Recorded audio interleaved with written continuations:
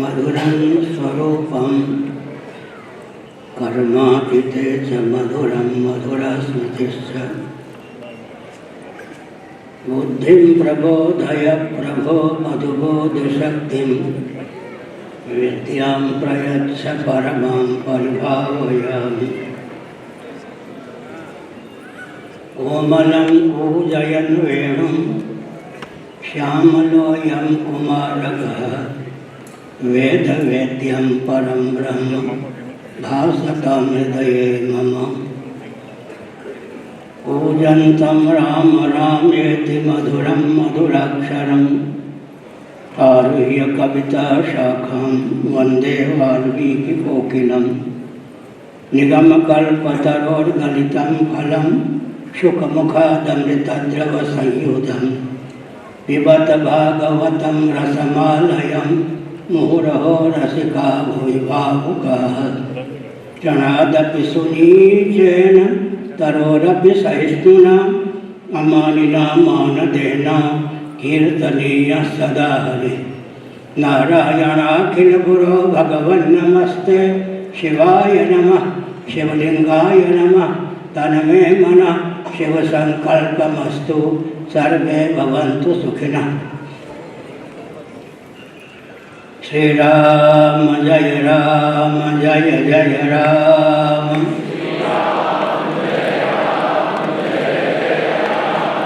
पंखा तो नहीं है ना। श्री राम जय राम।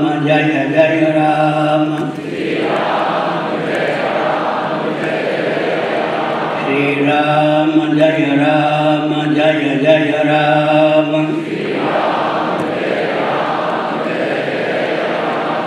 धर्म के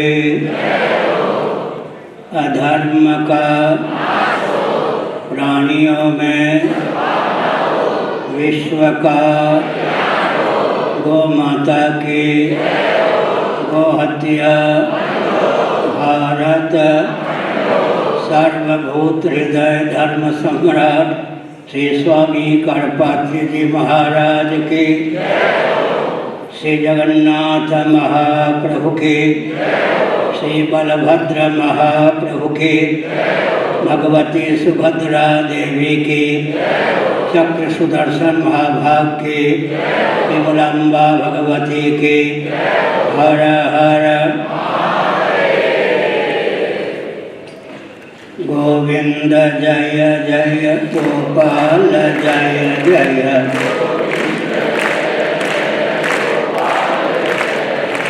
राधा रमण हरि गोविंद जय जय।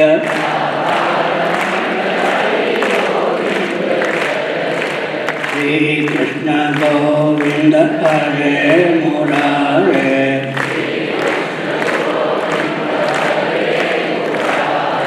हे नाथ नारायण वासुदेव।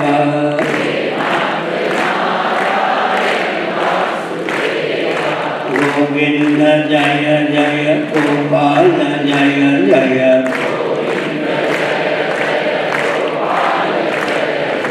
राधा रमण हरि गोविंद जय जय।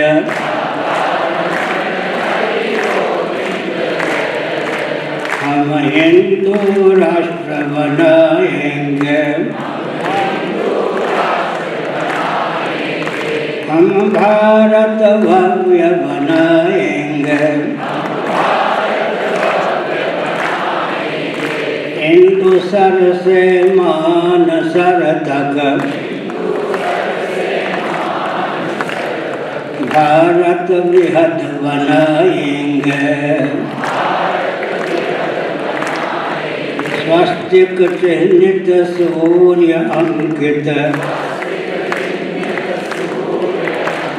केसरिया ध्वज लहराएंगे। हम हिंदू राष्ट्र बनाएंगे, हम भारत भव्य बनाएंगे। हम भारत बृहद बनाएंगे। वंदे मातरम, वंदे मातरम, वंदे मातरम।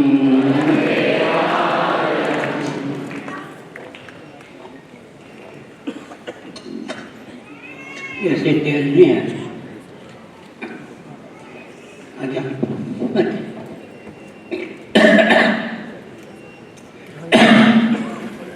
समुपस्थित समादरणीय संत वृंद,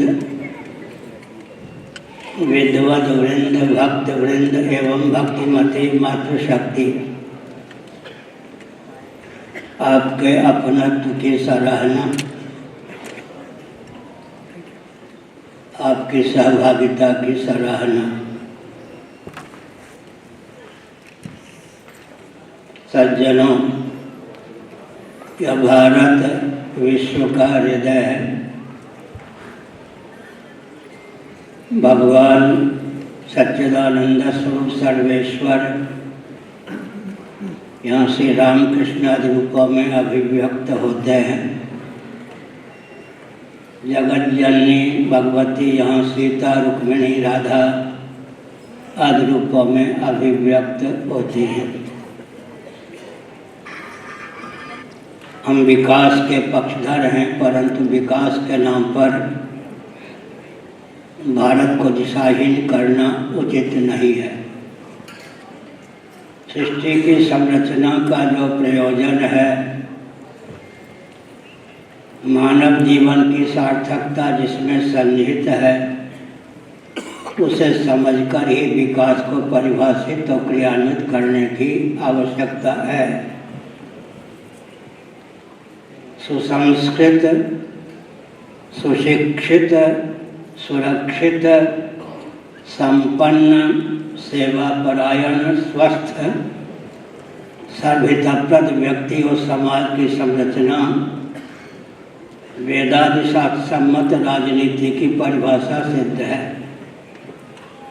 राजनीति को राजधर्म कहते हैं, क्षात्र धर्म कहते हैं, दंड नीति कहते हैं, अर्थनीति कहते हैं।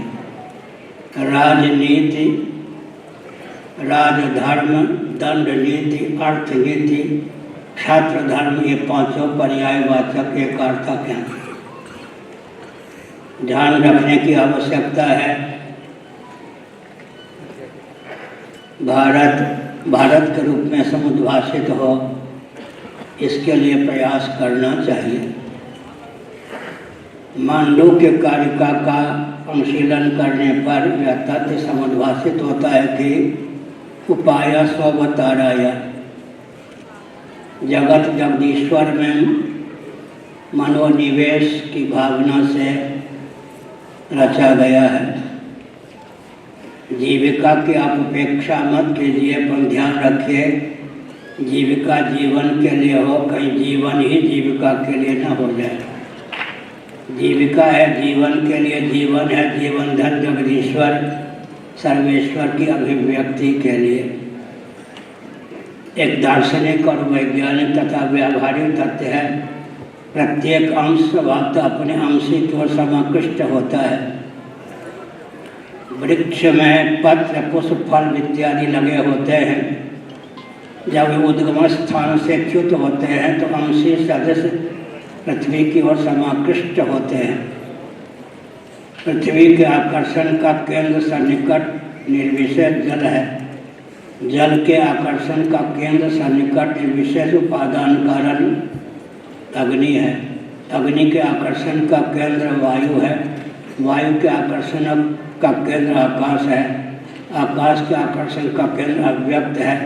अव्यक्त को प्रधान प्रकृति माया ब्रह्म की शक्ति कहते हैं। उसके आकर्षण का केंद्र ब्रह्म तत्व, परमात्मा तत्व या भगवत तत्व है। इससे सिद्ध होता है कि हमारे जीवन का लक्ष्य भगवान सच्चिदानंद स्वरूप सर्वेश्वर का अधिगम सिद्ध है। हम जो होना चाहते हैं उसी का नाम जगदीश्वर है। मृत्यु, जड़ता, दुख से अतिक्रांत जीवन चाहते हैं। सर्वज्ञ और सर्वशक्तिमान होकर शेष रहना चाहते हैं वेदांत प्रस्थान के अनुसार उसी का नाम तत्पद का वाच्यार्थ और लक्ष्यार्थ सिद्ध होता है। यह भारत है, केवल पेट और परिवार तक सीमित रहना उचित नहीं है। हर हिंदू परिवार से औसतन आस्थापूर्वक 1 रुपया रोज निकले, 1 घंटा रोज निकले, मठ मंदिर या अपने घर को केंद्र बनाकर चतुर्दिक उस संपत्ति और समय का उपयोग विकास में किया जाए। शासन तंत्र के ऊपर निर्भर रहना उचित नहीं है। शासन तंत्र का महत्व तो है, लेकिन शासन तंत्र के ऊपर ही जीवन को सौंप देना उचित नहीं है।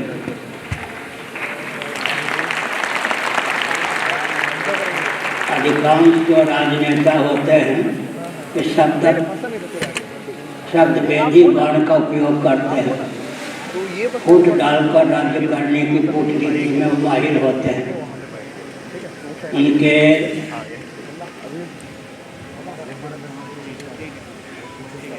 अभियान को समझने की आवश्यकता है।